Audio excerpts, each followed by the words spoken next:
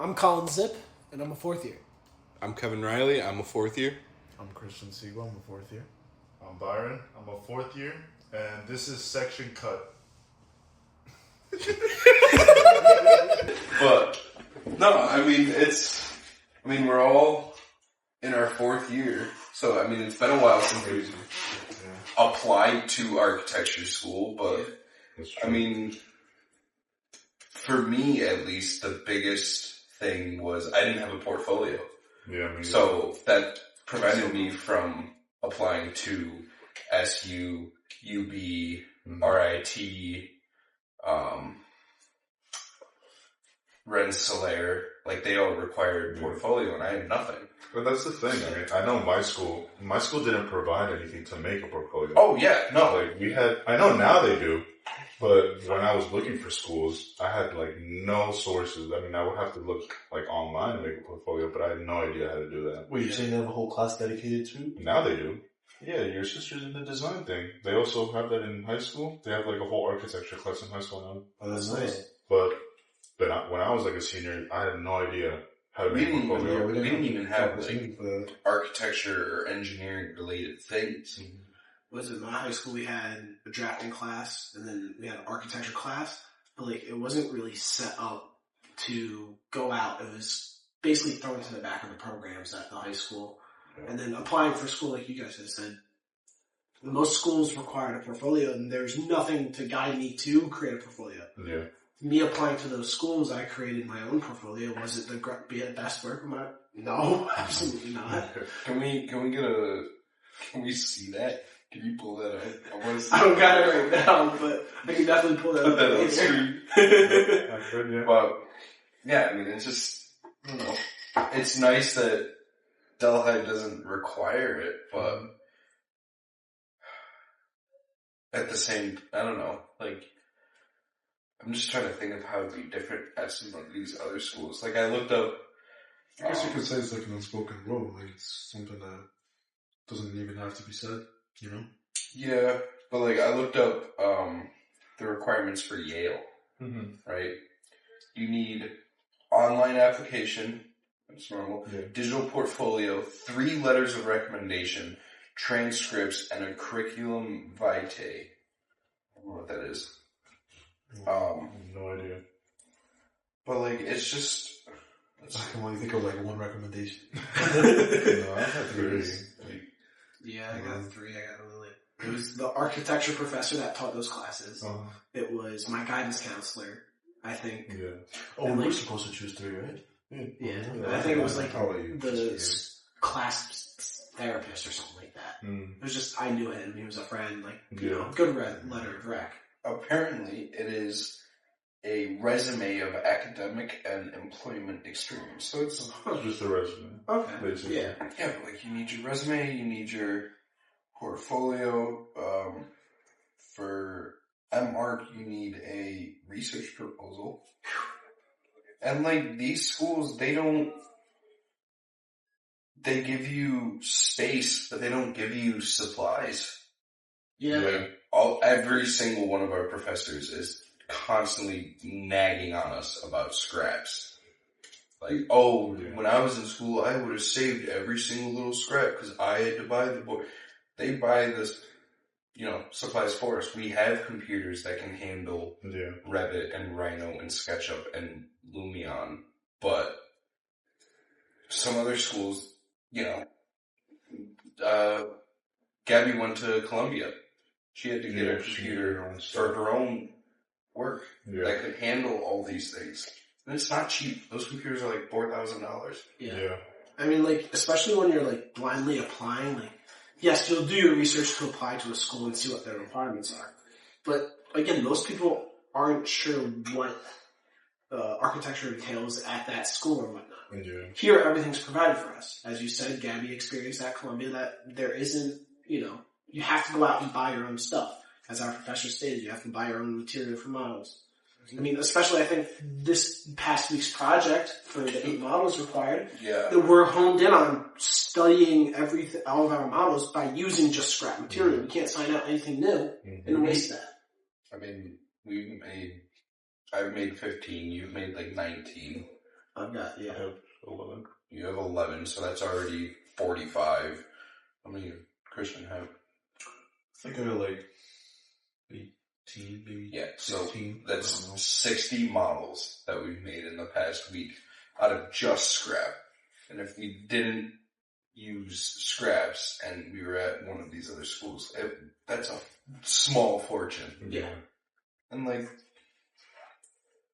I don't know, like they really try to keep the studios stocked and, you know, they try to make it accessible to everyone, but I don't think everyone should be going through, if that makes sense. Going through scraps, or you're talking about like Architecture school, just in general. Oh, Like, Delhi does a great job of, you know, making it a gateway so anyone can try it out, but I don't think everyone is cut out for it. Yeah. And I think that being strict on the requirements to progress through the next studio is, you know, something that's needed. Because, I mean, we took topics in theory. We're taking modern practice right now. We're talking about constantly, we're talking about how architecture is the backbone for society and how what architecture does influences culture and culture influences architecture. So it's very cyclical, but when you have people in architecture that do not care about the community, do not care about architecture, then architecture starts to fail. The community starts to fall apart. You start getting a divide. Yeah. So I think everyone should be able to come to architecture school and, you know, learn about architecture, but I don't think everyone needs to make it through just because they put in time. Putting in time and putting in effort are two very different things. Yeah. So I think architecture school is both at the same time a gateway and a gatekeep. And I think it needs to find that correct balance. Yeah. No, I agree. Going back to what you said though about like the scraps and like the model making that you were talking about. Have you guys seen the videos online about their storage closets like on like higher upper schools for architecture majors? No. Like they have a whole like it's like a whole like really big room and they're like let's say like the butterboard that Maddie has for us, like in the box, like the museum board and all that stuff, they have that like on shelves and everything. And like they have this so organized with like to like the type level of the pencils and everything. And it's like I don't know, I just feel like that's also a factor that plays into, you know, the availability that affects the performance of, I guess, the student, you know, having access to it. I don't know if it's I guess free or they have to pay for that. But in terms of having more, you know, availability to that, I feel like it's also, you know, a large playing factor that we should also consider. Because, I mean, not that we don't have that availability, but it is limited, let's be honest. Oh, the classes that we have, you know. It's very limited. I mean, if it's not something Maddie can order in bulk, or if it's not something that they believe everyone could use, it's not going to be there. Right. It's very hard to have these very niche, you know, one-off things. I mean, it's not like there's a materials store in Delhi that you can go get these special things at. Not even Aliana. I don't know if there's anything other than Michael's. Right. No, and Michael's is not even a drafting. I think that's more crafting. Yeah, it's more craft. Yeah, they have like their stuff in the back, but again, that's catered to technically everything there. Yeah. We want to take a second and thank our sponsor, Speedway Pizza, for the amazing food. Big gulp. All right. Cheers. Cheers. Find this at your local Speedway. $5.99 per pizza slice. Would you guys say we're like more, I guess, we'd have to, if we really want it's like, you know, a specific thing, would you guys like depending on just Amazon or just ordering that? Or would you just try to make it work with whatever we have physically? I mean, making it work. Yeah, I think last resort, go to whatever the shipping place is, find that, order it there. I think at that point, then you use your privileges as a college student and what they've set up on that base to get your discounts, the Prime through Amazon, whatnot, all that, to come get it faster, slightly cheaper than other stuff. Kind of use those segues then from what is provided for college students. I can't use any of that stuff anymore because they don't verify that you're still a student. Well, So you don't get the discount. when I first started going to school, I signed up for all these things: Spotify, Amazon, and I had them for 4 years, even though I had dropped out of that school. So now when I try to sign up for like Amazon Prime for college students again, doesn't let me. They're like, you've already used all 4 years of this. Not fun. No. I think like it's architecture in general, as a profession, as a job, as a concept, has completely changed. It all started as the master and the apprentice. It started like that, and Well, I mean, it started as the architect doing everything. right. Like, I get what you're Yeah. saying. But like as a job profession, like it was always the master, then the architect. I mean the apprentice, and then once that the master or whatever, the apprentice then became a master. Then picked up his own apprentice, and then it just continued as that cycle. Now that as schools have the major of architecture, there's a more wider variety of architects and apprentices within jobs and firms, and kind of how it's changed between this. I know you, now you take over my job. Oh, I picked up someone to take over my job. Now it's spread out across the board of there's so many people within this field now. And there's definitely there's definitely segues and gatekeeps from the profession as requirements to apply compared to some schools.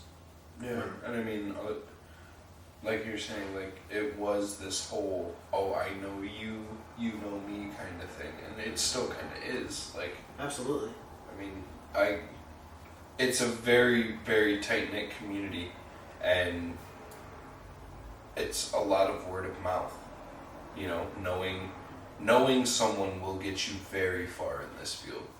So, if you're not the most sociable person, or the most likable person, you're not going to get very far, because you need those, you need people in your corner. Yeah. Right. For firms, I feel like it's, I guess, a different environment, if you will. Firms are, they consist of different workspaces, work methods, and I mean, it's far from what we're doing right now, which is a studio. Right. And, I think that, when I tell, studio to my friends, they think of like music or whatever. They don't really know what studio really is, right? And we had was it last semester we had someone come in talk about like their firm. We had a presentation. Yes. Oh, yeah. Yep. Right. I can't remember his name, but I did talk about him, and I said how do critiques work, or like Redlands, and he's like, what's that? So like just by that alone, it's I'm just like to assume that the way we are working as of now, it's I wouldn't say it's not helping us or preparing us for like the real world. I'd say it's I'd say we're just more focused on like process and appreciating that we can like design freely, more creatively. But then once you're in the real world, that's like when we're just So then- going into that scary space. Would you argue that a portion of studio needs to more closely resemble office? Do you think that would be something worth Without a doubt, looking into? maybe not a studio, maybe not, because I do, in my personal opinion, I do like, freely creating, of course with like guidance of like, professors. Yeah. But I wouldn't say studio. I like studio the way it is, and I think though, when you're talking about bringing, environments like office into play, I think it should be instead of bringing it into studio, why not maybe a class? All of that. I think it's good to keep those separated, and then, you learn one thing from this, one thing from that. Yeah. You know, one being, you know, this office class, and another thing being studio. When you throw into the real world, now you're like, okay, let me connect these pieces. Now let me, you know, use what I've learned. Yeah, no, I think that's something we could definitely benefit from. Yeah. When I got my first internship, all I did was red lines. All I did was correct red lines for the principal architect that I was working under. And it was something I had never done before. So I fully agree with you that introducing some sort of class on just, you know, office etiquette and office processes, I think would be extremely beneficial. That way we're not, you know, lost when we come to graduate. I feel like I want to say I feel like I want that to be part of studio. Because let's say it is a class, how much in depth would it be? Like, we took a class on sustainability with Tweed. We didn't go that into depth. I didn't like know too much about sustainability. Well, that was also a guinea pig class. Yeah. Like we were the first class running through that.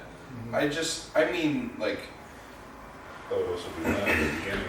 because inherently, you know, studio and office work don't mix, right? Like, an office is very grounded in reality. It's very, it's real. Like, these are real projects that will be built. So they have to conform to reality. They have to be possible. Studio, you get a little bit more leeway, you know. I also just don't think that the professors would have the time to sit there and figure out whether or not everyone's project is real or is possible and everything. Yeah. But I get what you're saying. Like, does it become another studio type of class where you basically are going into work for a couple hours? Yeah. Does it simulate that, or is it more like professional practice, which is what we're about to start getting into, which is office stuff. So I don't know which one would be better, but We keep saying studio a lot. Do you think? I don't know. What do you define studio as? Whether that be environment or day life. Because I think for the people out there, they don't really know what studio is. Studio is ARC 470. Studio is a class. Studio is a class and a place. So I was just talking about studio class, like that's our 4 hours from 8 to 12, Monday, Wednesday, Friday. Then there's also studio as the environment, which is, I mean, it's where the studio class is, but it's also where we spend most of our time outside of it. But I'm just saying, like, when I was referring to, do we need another studio type class for this, you know, I honestly don't remember what I was saying. I would be sorry. I think That's fine. I think for what he was trying to get at was that there's a disconnect between general public people that, you know, aren't affiliated with architectural schools, stuff like that. I say studio, as you said, your friends think recording studio. There's different definitions of studio. I'm going to the architecture studio or whatnot. I think that's how some people should be framing it in the world because, you know, studio is kind of vague to everybody. Is it art studio? Is it pottery studio? Is it the recording studio? Like, I think there is a vagueness to our major because people don't think of it as a studio. Oh, you're going to lab. I've had my parents say lab, and then they correct it. Oh, you're in studio. Okay. So, you know, once the repetition of getting them used to the word, then they'll start repetizing it and saying it again. I'll switch between calling it either. Oh my gosh. Just because, like, when I talk with you guys, when I say studio, So you gotta clip that. when I say studio, I know you guys know I mean studio. Yeah. But when I'm talking with friends and family, I say lab because it's a lab. Like it's a place to go and do work. That's what they know a lab as. Yeah. Because they also think of, a recording studio when I say studio. So I go around that and just call it a lab. So I agree. I mean, when I talk to my parents, studio in Spanish, estudio, they perceive it as the word, like the word of study, like in general, like the whole school, Yeah. right? So, I mean, I never even thought about that. no, yeah, it's something I thought like just a term like that would mean something completely different. And it's crazy. Yeah. I think, like, do we remember the reading from earlier on for modern practice about changing architectural schools? Yeah. Yeah, I think- week 2, right? I think that's what we were kind of talking about. Like, we need to implement real world stuff that Yeah. I think. that we have to cover. Because again, some people go out there and they sink. Like, they could be top of their class and they sink because it's completely different than what we've learned in school. Yeah, I think there needs to be a level of realism to architecture classes. And that's why I think, classes like Arc 220, any of our structures classes, our professional practice, like things that are rooted in the actual like office setting, I think are very important.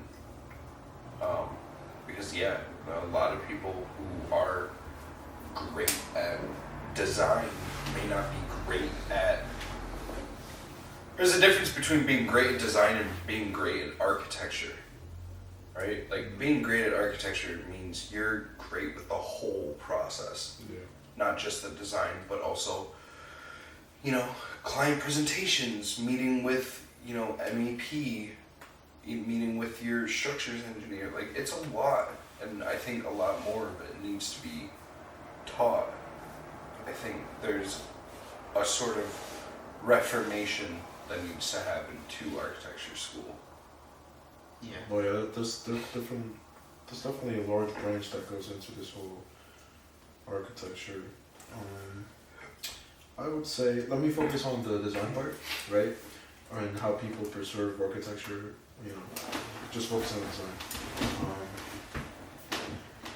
I read this article. It was basically it compared two people, a person that dropped out of early college, right? They wanted to study architecture, but they ended up dropping out. But, the will was still there, right? He still wanted to learn, but not through, studio. And then he compared that person with a person that, has done studio his whole life, or at least his whole 4 years, right?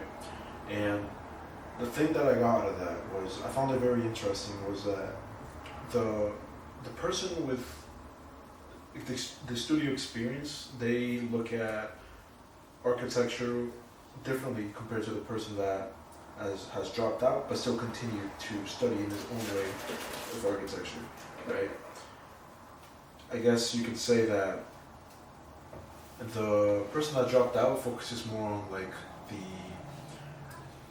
the real world stuff, like the urban community, urban design, and all that stuff. And then our studio, it's like I'm a reference Danny here. In studio, we have professors like just whatever, ignore that. What if there was no gravity, or what if there was right? You don't gotta worry about the parking. Exactly, Which stuff is like a that. very big concern with Right. a lot of these developments. Yeah, and I think that it's.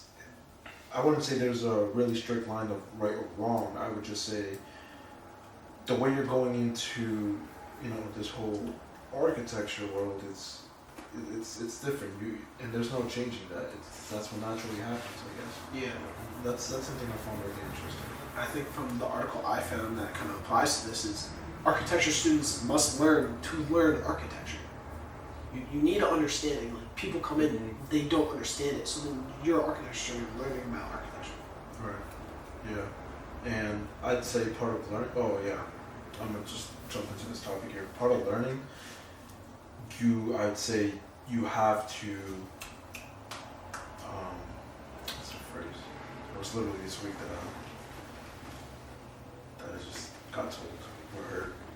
It was something along the lines of you have to expect to fail to be able to, I guess, learn. I don't know if I'm saying that right, but yeah, I'd say that, you know, when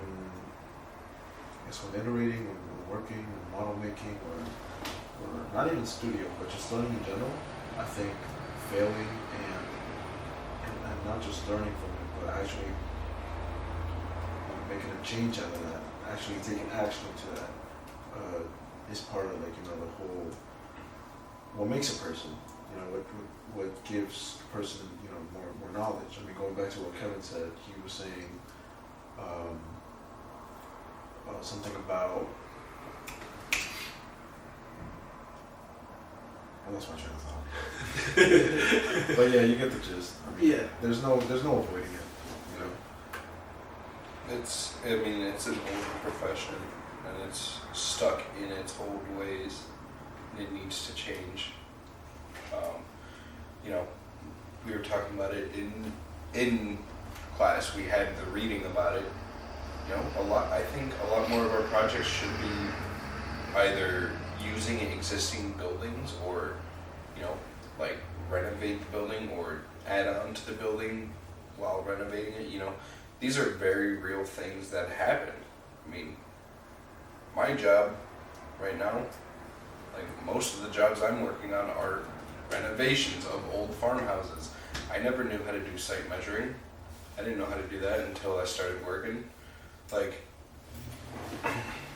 old buildings aren't going to just go away, right? Because the longer it takes for them to get to actually changing the building, the more historic that building is, and the more they're going to want to preserve those historic aspects of it. Or, you know, if they're human garbage, they'll destroy the historic building and build their own thing. But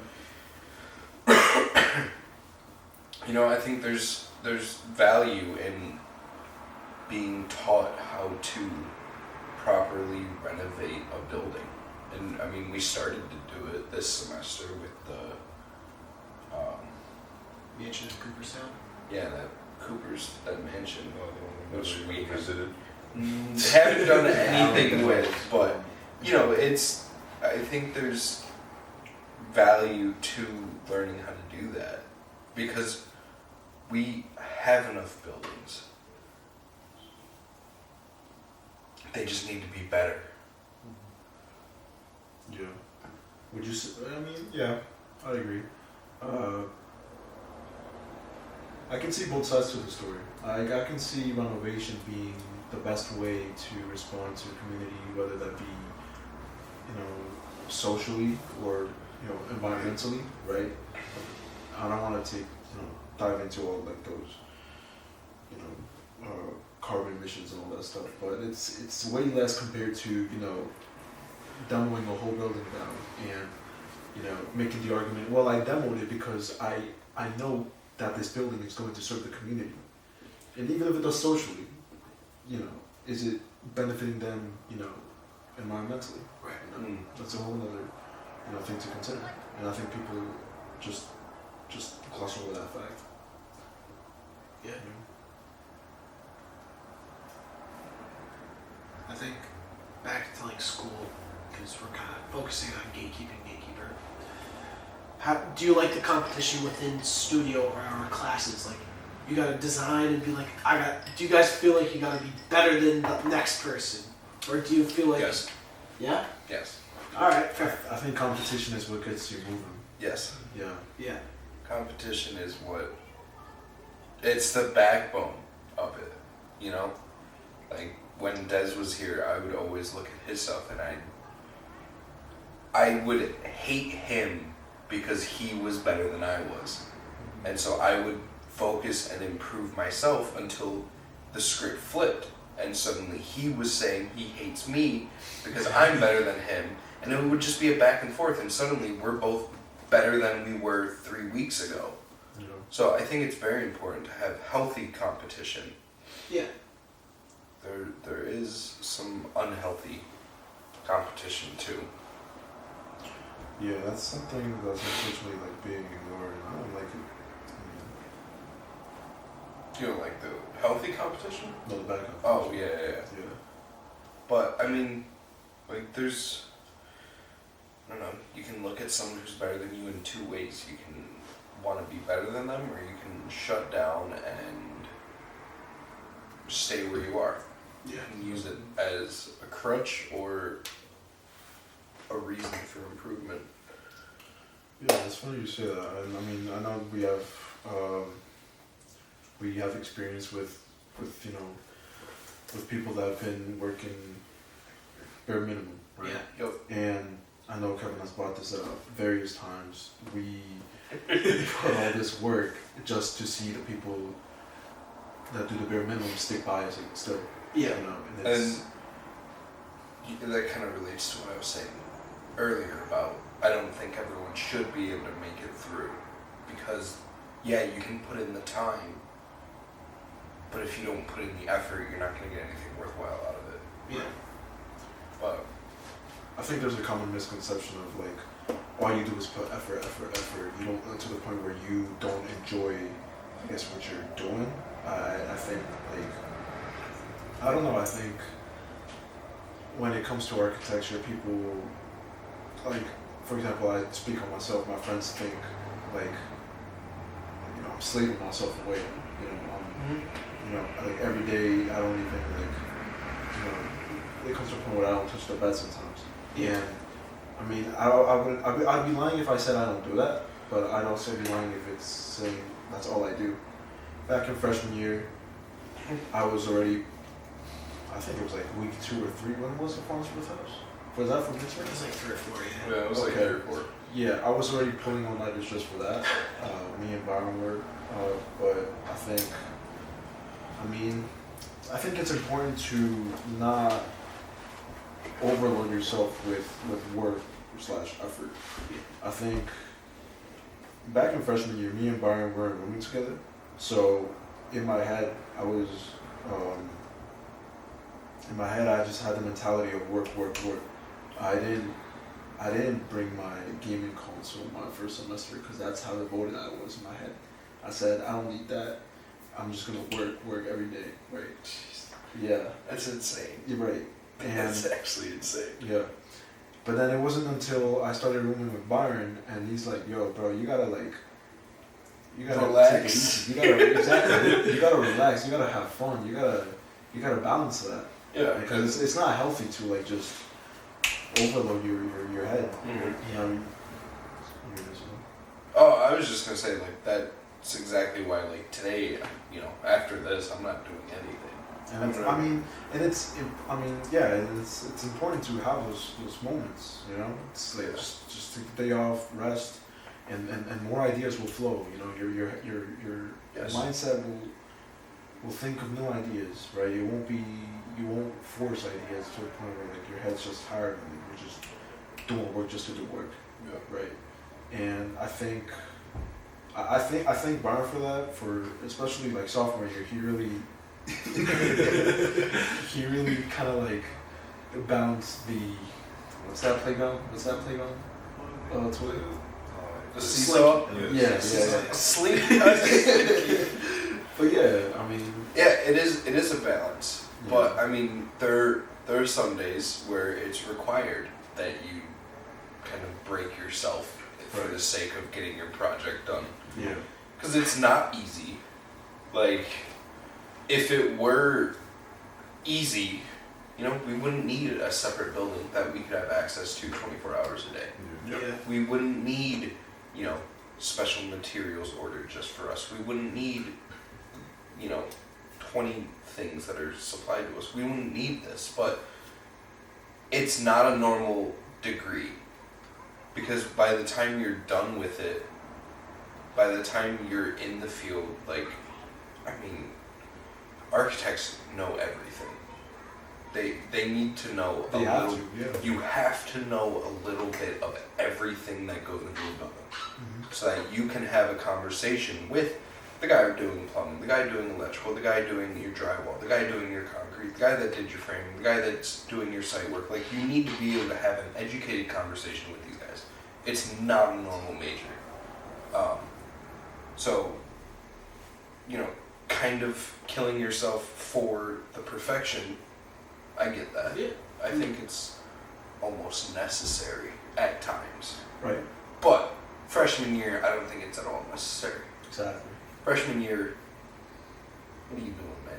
Freshman year is the easy. They're like it's nothing compared to what we're doing now. Like Yeah. I think they have 3 models due on Monday. They started on Monday. They're due on Monday. 3 models. 3. That's it. iterative models, nothing like crazy nice. Mm-hmm. Yeah. Okay. 3 sketch models. They have a week. We had 8, minimum 8, in that same time frame. Wait, what were we talking about the 3 models? For freshmen, like right now, Oh, okay. they have 3 models due on 3 Monday. pavilion models too. It's not even like Huh? 3 pavilion models. Mhm. It's not even like our models Massive. where it's like. a whole I mean, set. to be fair, theirs are probably, they might end up being a little more detailed, Yeah. but like it's 3 sketch models. Granted, you know, my models are foam core and chipboard stacked together, but it's the ideas, it's the amount that we've done. I don't even know what like topic we're talking about right now. But I think it was kind of like competition within I guess, the yeah. Another thing is like back in the day, obviously the profession was more male oriented. It still is. It still definitely is. But I think if you look at our class more, how many male to female? We're almost half to male to female in our studio specifically. Yeah, but Claire. Oh, hopefully she doesn't get mad that I call her No, Claire. but she did put it out. But she did have everyone raise their hands who thought they were, who was thinking about getting licensed, and none of the girls did, Yeah. which I think is. Only 2 people did. It was me and Kevin. I don't No, Byron Oh, raised you his did? Oh, hand. sorry. Oscar, Christian would have if he was in the room. Oscar Yeah, raised when his was hand. this? This was This you were in the was- bathroom. Yeah, you were in the bathroom. Claire just asked who wants to get their license after this. But it's, you know, I think more women should get licensed. I mean, they're, like you said, almost half our studio is women, but none of them want to get licensed. I wonder why that is. I don't know. I mean, I feel like a lot of it is that a lot of like people from our generation nowadays see the world as like, I shouldn't be bound to this. I should want to do this, and that. And so I feel like that kind of comes from that, where they like, I don't want to just do this and, you know, I don't know how to explain it, but No, I get what you're saying, and I mean I kind of fall into that group. Part of the reason why I didn't want to get the 5-year degree was because I feel like if I do get the 5-year degree, I'm gonna feel like I'm stuck with architecture, and that it's the only thing that I can do with this degree. yeah. Whereas with just the 4-year, you know, the 4-year is more focused on just design. You know, the 5 years where they really start to kind of hone in your professional skills and your realistic, you know, expectations of the office and everything. You know, I could go do game design if I wanted to. That's initially what I was doing. I could go do graphic design because now I'm more competent when it comes to the graphic design. You know, like architecture degrees aren't just used for architecture. They can be used for a wide variety of careers. Yeah. So I guess I do understand the not wanting to get licensed, because it's even more like, Free. yeah, you're more free if you're not licensed. Shout out to Professor Yeah. I think, what is it? When Ott was with us last semester, I think he enlightened us with a lot of different viewpoints about the world outside of college and Well, yeah, the a lot. profession. To the Yeah. point where I thought if he was like lying to me, it was my face. But yeah, because he was, he's been all over the place. Yeah. I think at one point, even like, had me thinking, should I do architecture or should I do photography? Yeah, That's but what you like, both. but like you could use your architecture degree for photography. Like Exactly. you know, it's Just know what to photograph, know why I'm photographing it, and then talk about it. It's very flexible. Yeah. I mean, I feel like the biggest thing with architecture degrees is it shows that you have the determination and the willpower to work on something until it is done. That's what our all-nighters are for. That's what our final critiques are for. Like, you know, it doesn't have to be for a building. It's just you have the willpower to finish this project, whether it's photography, whether it's a client's new logo and new mission statement, or if it's, you know, game design. Like, those are long projects too. Architects are no stranger to multi-year long projects. So, you know, it's kind of like the jack of all trades of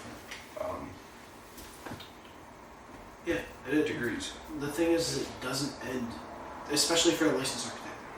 The building doesn't end when it's constructed and finally open. It ends technically when you die. You have liability. You signed off on that building That is for true. however long. So it's still in the background. Even though it's I completed. mean, part of it does fall to the owner of the building to maintain it Yes. and keep it in working order. But it's the overall design that's still, yeah.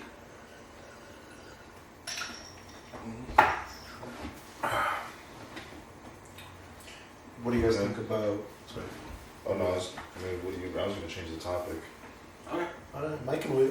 Okay, I was going to say, can architecture solve social problems? I think yes. Definitely. I think 100%.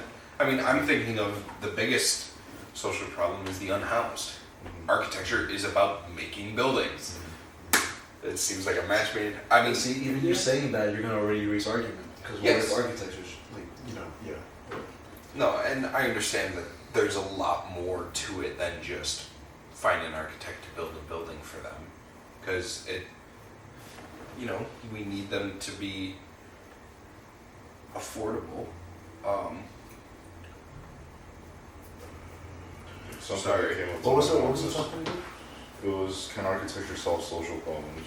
And I kind of wrote down the earth ships, is what we recently won. Oh, yeah. Which solved a major problem, especially, I think it was in Africa. I don't know where it was. Well, he was. Which Yeah. one was Where that? did he go? For the, I think he went to Mexico. But Yeah, also he- went- Oh, The first one was Mexico. to India. New Mexico. India. he was like, he was on an island somewhere. But Yeah. again, he repurposed tires and water bottles Yeah. to create a well that captures rainwater.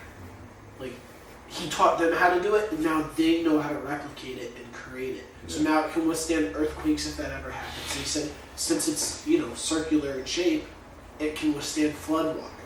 Yeah, the floodwaters don't just knock it over, but they go around it. Right. Like, And it stores it too, I'm pretty sure. Or it stores rainwater. It also. stores the rainwater, yeah. yeah, that was great movie to watch. See, I thought I was gonna get bored at first when watching the movie. Yeah. Yeah, that's on me to judge, honestly. And I mean, it solves a lot of social problems.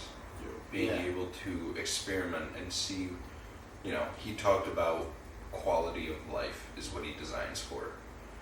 You know, these people they have no gas bill, they have no electric bill, they have no water bill, they have no sewage bill. They're completely free, which, yeah, that's a huge step towards social change.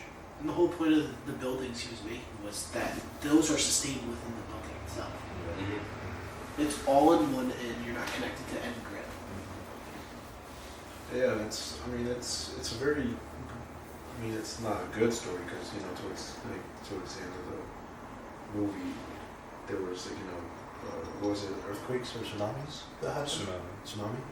Yeah, and the outcome is great. Yeah, he finally, you know, he fought senators, courts, to get what he He got a law passed to allow him to own a plot of land to basically build more Earth ships. Right, but think about like what it took for that to happen. You know, Yeah. like homes had to be lost in order for them to realize that Yeah. oh shit, this is an actual problem.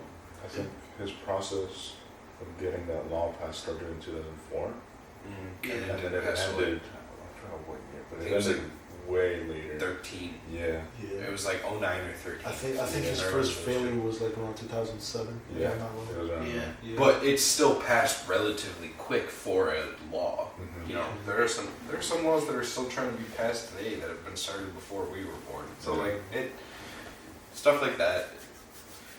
The whole thing about it and why it wasn't passed the first few times. It's because people are idiots. Well, but they didn't want to recognize the fear. They'd be Yeah. like, this is the reason. Or they'd lose out on money. Yeah. It's, their economics. They didn't want to lose a part of that. But I like how you bring up money and you bring up, is it for social uses? Do you think architecture leans towards more one side than the other? One being social and one being money. Like I think there's capital? instances. There's definitely instances. What is it? I think in one of the readings it was talking about like lesser known architects, like smaller firms. They can do great for society and their community and whatnot and build socially. But the larger architects are building for the bigger corporations and stuff like that. So I'm a world renowned architect. I'm making the big money. They know my name. But I'm not making something socially that's really nice or environmentally safe, right? The smaller architects are, but they're not getting the recognition that they're getting. So it's also that kind of difference. Do you want to be the big name and hopefully do the good thing for society? Or do you want to be the smaller person and do the small things and never get recognized? I think that's the difference between people. Do you want to be the big person and maybe mess up the world? I would argue that's not like, those aren't one and the same. Like, you could be a really world-renowned architect and still have sustainability be the center of your focus. I think he's talking about, you're referencing more of like, let's say for example, a smaller community that aren't being seen. Are you talking about that? Yeah, or like the smaller firm, like, I'm an architect that leads a small firm. But I would argue that the small firm doesn't have the resources to make a very sustainable building. They don't have the time and the manpower to be able to research all these things. Whereas like these larger firms, they could be running 2, 3 at the same time. True. So There's that it's- aspect too. I think it depends. You forgot to press record? no, it's not 48 minutes. Imagine. That'd be great. Yeah, No, we we're only at get 59 minutes. we're at so 50 minutes. We got 10 more. 10 more. Okay. And then Closing. cut to the next hour. It's crazy that it's been an hour. I Let's know. do 10-minute ad break. What else could we talk about? Gentrification. Wait, sorry, what were you talking about? You were saying. Sorry, I cut you off. No, you're good. I don't remember what I was talking about. Well, you were talking about something about like the. Yeah. Small, yeah. I think, sometimes the best way to make a change is to become one of those big architects and then use your status and your power to make those changes. But not everyone's going to be a big architect. Yeah. Even if you end up making the most, I guess, sustainable building, I mean, there's no way. I mean, it could, impact positive. How can I word this? Good. It could impact the people positively and socially, right? But there's always going to be a group that exactly. Yeah. They're gonna That's true.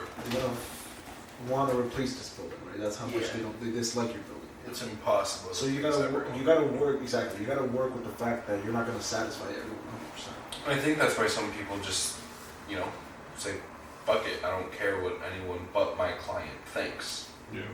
They're the ones paying me. Why should I care what, Timmy down the street thinks of the building? Right. He's not the one paying me to design it. He's not the one putting millions of dollars into the design of this building. So, I understand why a lot of architects just kind of focus on, money. Do you think architecture is strictly for the money? Like, let me ask this question: are you guys doing this strictly for the money? Like, No. obviously, money. Let's be honest. We need money to Yes. be in this world, right? But is there more to it? Yeah. So yeah, I'd say there's definitely. When I started school, my whole thought was, like, I guess it was some about money, but mostly it was just, I didn't know anything, so I just wanted to, like, build houses. Like, that was, like, I just wanted to enjoy building houses for people. That was my thought going into school. And now it's different, but, like, I don't think there's anything wrong with admitting that. Yeah, you thought architecture was a well-off Yeah. profession. That's part of why I got into it. I wanted to be well off, so that in the future, if I do decide to have a family, I can support them. yeah. But I also really do love designing buildings. Just being hands-on with that whole thing. I love it. Yeah. I mean, it's something. I mean, No, yeah. I mean, like, your passion started from, just making buildings, but, it extended onto something more, right? Throughout, these 4 years of studio, you've come to realize that architecture isn't just about buildings, it can be literally the design of exterior space or, small little follies or whatever. Yeah.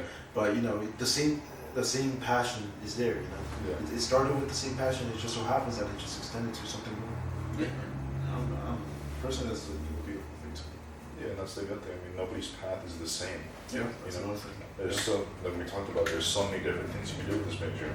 yeah. Absolutely. I think.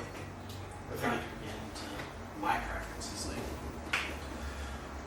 the money's the one thing, but how do I design the building to be as best usable for the users, right? Mm-hmm. How do I want to make the best design for the users? That's my thing. How does their quality of life? Well, you're saying like, can you elaborate a little more on the best design? Well, I mean, like, you can't go into like best design, but kind of their envision and how you make it reality, in a sense. Because you can design a residential building, and that's their reality. You have to kind of design it, but then divert them a little bit. But as you go in more commercial, now you have a denser population that goes into this building. And now you have to, critique and iterate your design around everybody instead of just one person. I think like in summary of this whole design, there's definitely like a hierarchy, right? You sacrifice the things you prioritize more, right? Yeah. So like, let's say this commercial building, you don't want it to be this big block of just residential. You also want it to make it feel more welcoming. That's where urban design takes place. So it's, the design is just, you end up sacrificing things to prioritize, I guess, other things. Yeah. That's one thing too. It's a balance. Everything is a balance at all times. And sometimes it doesn't even, you try your best to balance it, but then you just, there's points where you just accept the fact that. There are times where you cannot balance. Yeah. You have to cut something. How much are we at? 3? We got like 2 minutes We left. left it soon. Alright, I'd like to end this on. Yeah, I'd like to end this on. Do you guys prefer old school methods of work or new school methods of work? Maybe old school drafting, right? And then new school is like, Revit, right? You say you have experience with Revit, or even just like digital rendering or something. I think I prefer old school. I think the old school, there's I agree. there's something about knowing that was done by a human with a hand. I think it's stimulates the brain more too. Yeah. Yeah. It's just more appealing. Yeah. But Lord knows, I wouldn't be able to do this if it weren't for the new methods. Yep. Yeah, Because I'm not as talented as some of the greats. absolutely. Yeah, I prefer more the new methods. I enjoy Photoshop, Illustrator. Yeah. Yeah. All the technical stuff on the computer. That definitely helps. I think it's a good blend for myself. It's the hand sketching and all that kind of, through my hand. But then as I get onto later of the project, it's, the newer methods. What about you? Did you say? Yeah, the old school. I agree with Kevin with You know, old school, just hands-on stuff. It stimulates the brain, in my opinion, more than digital. Not that digital. It's not putting to use, but I just feel like I think for me, it's the process, the starting process, and I'd go more old school for the starting process for, just figuring things out like as we're doing right now. Yeah. And then, when it gets to finalizing stuff, it's cool. Understandable. Cool. All right. Thank you for having us, Kevin. Of course. Thank you, host. Great podcast. Great. Going for